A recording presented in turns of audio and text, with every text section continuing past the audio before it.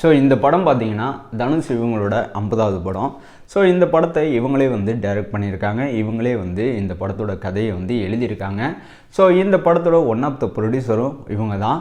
சாலியாக இந்த படத்தோட அந்த டீசரு இன்னும் ரிலீஸ் ஆகலை. இந்த படத்தோட ட்ரெய்லர் இன்னும் ரிலீஸ் ஆகலை. இந்த படம் சம்மந்தமான போஸ்டர் மட்டும்தான் ரிலீஸ் ஆகிருக்கு.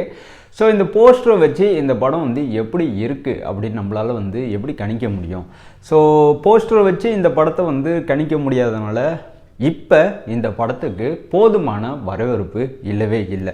ஆமாங்க, சினிமா ரசிகர்கள் மத்தியில் ராயன் படத்துக்கு பெருசாக எந்த ஒரு வரவேற்பும் இல்லை, எந்த ஒரு எதிர்பார்ப்புமே இல்லை.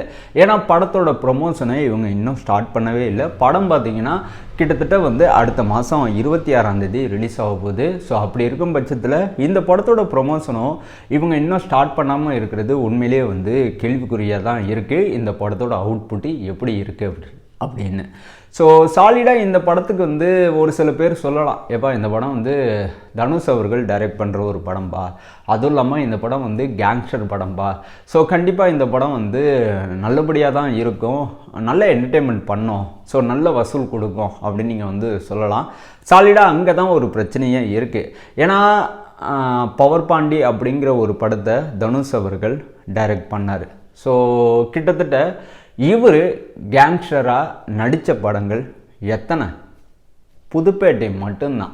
ஸோ புதுப்பேட்டைக்கு அப்புறமா இவர் கேங்ஸ்டர் அப்படிங்கிற ஒரு ரோலு இவர் பண்ணவே இல்லை. கொடி படத்தில் கூட வந்து கிட்டத்தட்ட வந்து பொலிட்டிக்கல் ரவுடிசத்தை தான் வந்து காட்டியிருப்பார், கேங்ஸ்டராக வரமாட்டார். ஸோ இப்படி எக்கச்சக்க படங்களில் இவர் வந்து கேங்ஸ்டராகவே இல்லை. பட் ஆனால் கேங்ஸ்டர் அப்படிங்கிற ஒரு கேரக்டர் வந்து புதுப்பேட்டையில் மட்டும்தான் பண்ணாப்புல. ஸோ புதுப்பேட்டை அப்படிங்கிற இந்த படத்துக்கு அப்புறமா இந்த ராயன் படத்தில் இவர் கேங்ஸ்டராக வராரு அப்படின்னு வந்து நிறைய பேர் பேசிக்கிட்டு இருக்காங்க. பட் ஆனால் வந்து போஸ்டர்லாம் பார்க்குறப்ப நமக்கு வந்து கேங்ஸ்டராக இல்லை வேறு ஏதாச்சும் எமோஷ்னல் ட்ராமாவா அப்படிங்கிற மாதிரி தான் தோணுது. அதுவும் இல்லாமல் இவர் பவர் பாண்டி அப்படிங்கிற ஒரு படத்தை மட்டும்தான் டைரக்ட் பண்ணியிருக்காரு. கேங்ஸ்டர் அப்படிங்கிற ஒரு கதைக்களத்தில் எந்த ஒரு படத்தையுமே இவர் டைரக்ட் பண்ணவே இல்லை. அப்படி இருக்கிற பட்சத்தில் இந்த படம் எப்படி மக்களை வந்து என்டர்டெயின்மெண்ட் பண்ண போகுது? ஏன்னா கேங்ஸ்டருங்கிற ஏகப்பட்ட படத்தில் நாம் வந்து பார்த்துருக்கோம். ஸோ சாலிடான ஒரு கேங்ஸ்டர் படம் எக்கச்சக்கமாக இருக்குது. அப்படி இருக்கும் பட்சத்தில் இந்த படம் பர்டிகுலராக வந்து இப்படியாப்பட்ட ஒரு என்கேஜிங்கான ஒரு ஆடியன்ஸை எப்படி என்டர்டெயின்மெண்ட் பண்ண போகுது அப்படிங்கிறத என்னோட டவுட்டாக இருக்குது. அதுவும் இல்லாமல் தனுஷ் அவர்கள் டைரக்ஷனில் இந்த படம் வெளில வர்றதுனால இவர் இந்த கதையை எப்படி வந்து அடாப்ட் பண்ணி மக்களுக்கு வந்து ப்ரெசன்ட் பண்ண போகிறாரு அப்படிங்கிறதையும் உன்னிப்பாக கவனிக்க வேண்டியதாக இருக்குது. இந்த படம் முழுக்க முழுக்க இவரோட கெரியரில் வெளில வர மிக மிக முக்கியமான ஒரே படம். ஏன்னா இந்த படம் 50வது படம். ஸோ இவரோட கெரியரில் கிட்டத்தட்ட வந்து 49 படம் நடித்து முடித்து 50வது படத்தை இவரே வந்து டைரக்ட் பண்ணுறேன் முன் வந்திருக்காரு. சாலிடாக இந்த படத்தில் வந்து பர்ஃபார்மன்ஸ் ஓரியன்டாக வந்து நாம் பெருசாக வந்து எதிர்பார்க்கலாம். ஏன்னா சூர்யா அவர்கள் இருக்கார், பிரகாஷ்ராஜ் இருக்காங்க. இவங்க ரெண்டு பேருமே பார்த்தீங்கன்னா இவங்களோட கேரக்டரு ரொம்ப பவர்ஃபுல்லாகவும் ரொம்ப முக்கியத்துவம் வாய்ந்ததாகவும் இருந்தால் மட்டும்தான் ஒரு படத்தில் இவங்க வந்து நடிப்பாங்க. சும்மா ஏனோ தானோன்னு வந்துட்டு போகிற ஒரு நடிகர்கள் இவங்க கிடையவே கிடையாது. ஸோ சூர்யா அவர்கள் இந்த படத்தில் இருக்கிறதுனால இந்த படத்தில் இவர் வந்து முக்கியமான ஒரு கேரக்டர் பண்ணியிருக்கிறதுனால ஐ திங்க் இந்த ராயன் படம் உண்மையிலே வந்து இவரோட அந்த பர்ஃபார்மன்ஸுக்காண்டி மக்களை கண்டிப்பாக ஈர்க்கும் அப்படின்னு நான் நம்புகிறேன். அதே மாதிரி இந்த பிரகாஷ்ராஜ் இவங்களோட பர்ஃபார்மன்ஸும் இந்த படத்தில் வந்து செம்மையாக இருக்கும். ஏன்னா இவர் வந்து எல்லா கேரக்டரும் பிரித்து மெஞ்சிராப்புல. ஸோ அப்படி இருக்கும் பட்சத்தில் இவரோட கேரக்டரை வந்து பார்க்குறதுக்காண்டி இவரோட பர்ஃபார்மன்ஸை பார்க்குறதுக்காண்டி மக்கள் கண்டிப்பாக ஈர்க்கப்படுவாங்க அப்படின்னு நான் நம்புகிறேன். ஸோ சாலிடாக இந்த படம் வந்து அடுத்த மாதம் ஜூலை 26 அன்னைக்கு தான் ரிலீஸ் ஆக போகுது. ஸோ அப்படி இருக்கும் பட்சத்தில் இந்த படம் சம்மந்தமான அடங்காத அசுரா பாடல்களும் அப்புறம் வந்து வாட்டர் பாக்கெட் அப்படிங்கிற ஒரு பாடலும் வந்து ரிலீஸ் ஆகிருக்கு. சாலிடாக இந்த ரெண்டு பாட்டுமே வந்து நல்ல என்கேஜிங்காக இருக்குது, செம்ம இன்ட்ரெஸ்டிங்காக இருக்குது. ஸோ ஆனால் இதை வச்சு இந்த படம் வந்து வெற்றி அடையுமா அப்படின்னு நம்மளால் வந்து சொல்லிட முடியாது. போஸ்டர்லாம் வந்து சூப்பராக இருக்குது. ஸோ இது வரைக்கும் வராத ஒரு லுக்கில் இந்த படத்தில் தனுஷ் அவர்கள் வரப்போகிறாரு. ஸோ கிட்டத்தட்ட இந்த படத்தில் இவருக்கு வந்து பேரே கிடையாது. இந்த படத்தில் வந்து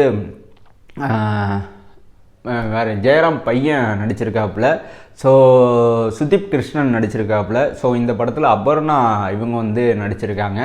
ஸோ அடுத்தது வந்து தசரா விஜயன் இந்த படத்தில் வந்து நடிச்சிருக்காங்க. ஸோ இந்த 4 பேருமே இந்த படத்தில் வந்து மிக மிக முக்கிய ஒரு கேரக்டர். ஸோ சாலிடாக இந்த படத்துக்கு வந்து பேக்ரவுண்ட் ஸ்கோர்லாம் வந்து உண்மையிலே வந்து நல்லா தான் இருக்கும். ஏன்னா ஏஆர் ரஹ்மான் அவர்கள் மியூசிக் போட்டிருக்காரு. ஸோ இவரோட மியூசிக்கில் ஆல்ரெடி 2 பாட்டு கேட்டாச்சு. ஒரு கானா பாட்டு உண்மையிலே பவர்ஃபுல்லான ஒரு கானா பாட்டு தான். பாட்டு வந்து நிலச்சி நிற்க போகிறது கிடையாது. ஏன்னா ஜஸ்ட் ஒரு அந்த படம் வரத்துக்கு முன்னாடி வேணால் ட்ரெண்டிங்கில் இருக்கலாம். பட் ஆனால் இப்போ இந்த பாட்டை வந்து பெருசாக யாருமே வந்து காது கொடுத்து கேட்கல. ஏன்னா அந்தளவுக்கு இந்த பாட்டோட ரீச் இருக்குது. அதே மாதிரி அடங்காத அசுரா இந்த ஒரு பாட்டு உண்மையிலே வந்து என்கேஜிங்காக இருக்குது. நிறைய பேர் திரும்ப திரும்ப ரிப்பீட்டடாக கேட்டுகிட்டே இருக்காங்க. ஸோ ஏஆர் ரஹ்மான் அவர்களோட இசையில் தனுஷ் அவர்கள் டைரக்ஷனில் ராயன் படம் ஜூலை 26 அன்னைக்கு ரிலீஸ் ஆக போகுது. ஸோ கிட்டத்தட்ட இந்த ஒரு விஷயத்துக்காண்டி தான் தனுஷ் நடிச்சது எல்லாருமே வந்து எதிர்பார்த்துட்டு இருக்காங்க.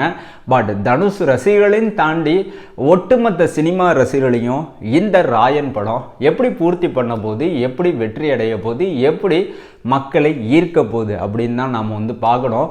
ஸோ என்னை பொறுத்த வரைக்கும் இந்த படம் முழுக்க முழுக்க ஒரு கேங்ஸ்டர் ட்ராமா மூவியாக தான் இருக்க போது. சாலிடாக இந்த மாதிரி ஒரு ஜானரில் எந்த படம் ரிலீஸ் ஆனாலும் அந்த படத்தோட ஸ்க்ரீன் பிளேயும் அந்த படத்தோட மேக்கிங்கும் அந்த படத்தோட ஸ்டோரி டெல்லிங்கும் நல்லா இருந்தால் மட்டும்தான் இந்த மாதிரி ஒரு ஜானரில் வெளில வர எல்லா படமுமே ஹிட் அடிச்சிருக்கு.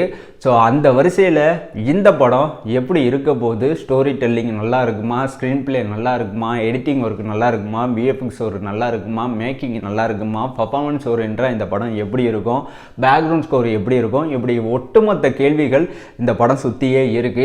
ஸோ என்னை பொறுத்த வரைக்கும் தனுஷ் அவர்கள் ஏதோ ஒரு சர்ப்ரைஸ் கண்டிப்பாக இந்த படத்தில் பண்ணியிருப்பார் அப்படின்னு தான் நான் நம்புகிறேன்.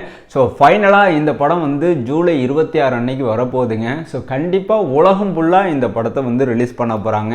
ஸோ கிட்டத்தட்ட சன் பிக்சர் ஒண்டர் ஃபிலிம் இவங்க 2 பேருமே சேர்ந்து இந்த படத்தை வந்து தயாரிச்சிருக்காங்க. கிட்டத்தட்ட தனுஷ் அவர்களோட முக்கியமான படங்களில் ராயன் படம் இருக்குது. ஸோ ராயன் எப்படி மக்களை ஈர்க்க போகிறானா இல்லை மக்களை திசை திருப்ப போகிறானா அப்படிங்கிறத பொறுத்திருந்து பார்ப்போம். ஸோ ஃபைனலாக ஒன்று சொல்கிறேன், தொடர்ந்து டச்சிலே இருங்க. சேனல்லேருந்து வர எல்லா வீடியோக்கும் உங்களோட சப்போர்ட்டை தொடர்ந்து கொடுத்துக்கிட்டே இருங்க.